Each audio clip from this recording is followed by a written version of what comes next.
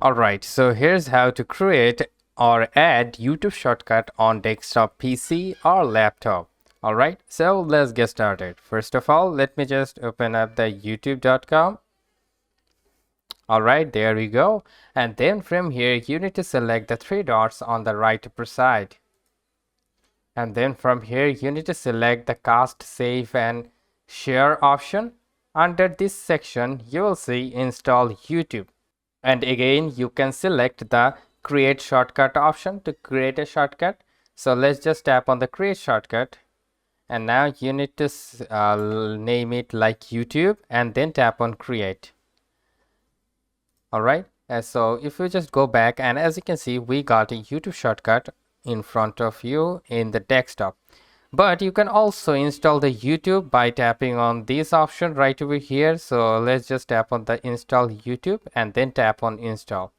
And this will brings up a whole new application in front of you. So let's just go back, and as you can see, here is the YouTube. So if you just turn it on, and it will look like this. All right, so this is a whole new application. It will work like this. So that's how you can install YouTube on desktop or laptop or PC.